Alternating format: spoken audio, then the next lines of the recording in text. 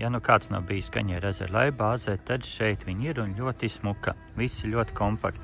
Man aiz muguras parkings, te ir laivas, laipas, un šeit arī bāzes uzraugs aizlido. Meitiņai ir jau 4 mēneši. Viņa turpina augt, tāpat kā riņķi zem acīm. Lai pārspētu viņas garumu, šodien man ir jānoķer 67 cm līdekļi. Un, lai tas būtu vēl vieglāk izdarāms, tad Kaņieru ezerā tāds mazs vilnīts. Nu redzēs, kā ies. Katrā ziņā ir interesanti, ir 9 no rītā, 14. novembris, tā kā dodamies cīņā. Tā šis būs tas, ar ko es sākuši, ja? Šaki Muru šos ūdeņus pazīst. Tātad, lai neatkārtotos, kas te dažreiz jau ir bijis, novadīsim instruktāžu. Šaki Muru būs vadītājs, ja? Tātad, šodienas mērķis ir līdekļi.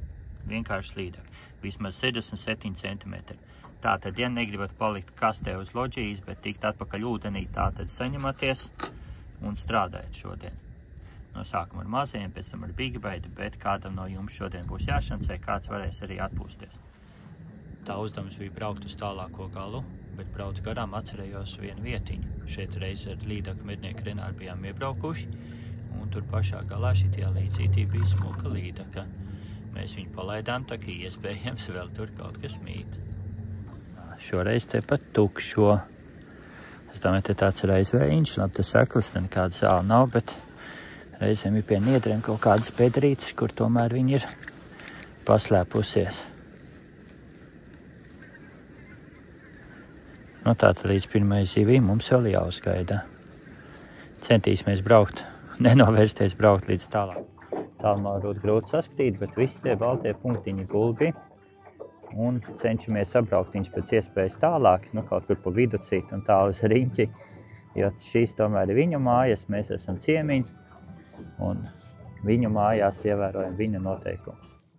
Esam atbraukuši Antiņu ciemu galā. Man ar mazo motoriņu diezgan ilgi jābrauc, tāpēc ceru, ka es pats nebūšu kļūst par Antiņu saistībā ar savu izvēli. Apmētāsim to maliņu, pirmie metieni tādi vienmēr tādi mazliet piesardzīgāki. Bet vajag pie paša tā zāla kantītes trāpīt. Tas būtu tas pats labākais. Taispār te diezgan daudz liegumu ir. Nu, daudz zonās nevar braukt. Piemēram, jā, manuprāt, laikam tajā līcītī pat iekšā vairs nedrīkst. Bet nu te zīmes nav, un tā, ka teiksim, nevienmēr dabā tik viegli ir. Tik viegli dabā ir izsekot. Bet nu brauksim gar šito te maliņu, un pēc tam tur pa kreisi jau tajā placī. Tajā placī tāds viens punkts, nu cik no es esmu te bijis, dažreiz, jā, bet tajā punktā vai no man ir sanācis noķert zivu, vai es esmu redzējis, ka noķer zivi. Vismaz šovasar bija tā, ka es tā skatos, no šejienes izbrauc ārā laiva, un iebrauc tajā punktā, kur es noskatījos, bet es tā kā noslīdēju vienu kāds 50 metrus gara viņu un domāju, nu nākamajā braucienā braukšu pār viņam. Un tā izbrauc tā laiva un viņa pa taisno aizbrauc, izmet ankuru un pirmajā metienā smuga zivs. Nepagāja 5 minūtes.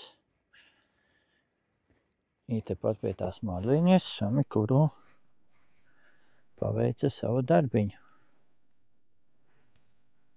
Tā.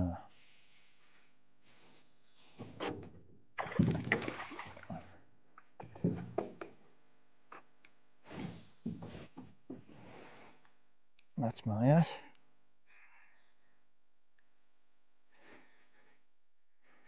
Tālāk te būs knēblīte. Tā izstās pēc manas mīļākās zivs. Atvainojos pasiņtiņu, nav smuki. Bet viņai nekas daudz nekaitē, 49. Asintiņi ir, bet tas pušums tiešām pavisam neliels.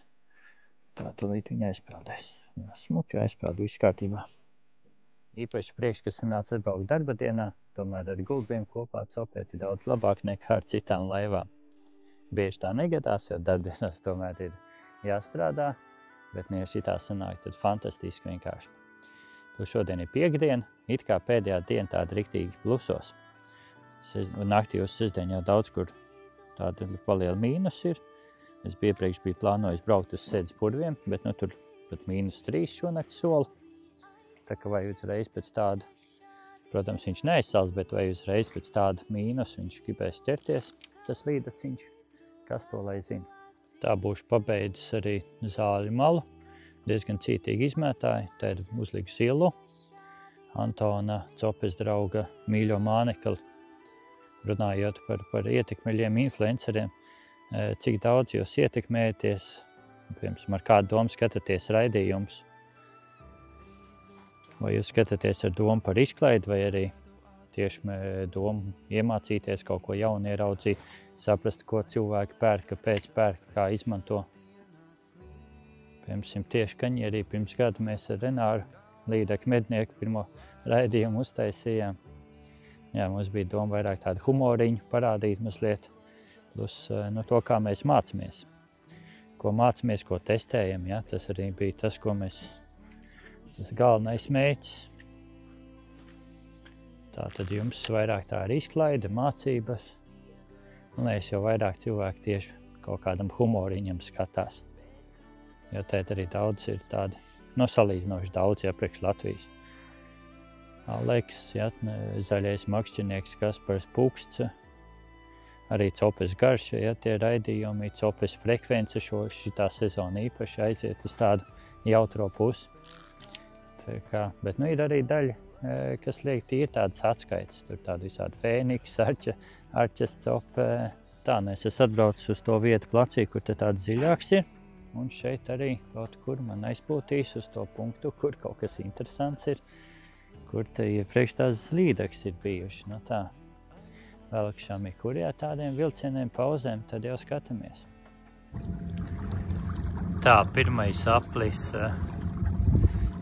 pirmais placis Antiņciem galam pataisīja mazliet par Antiņu.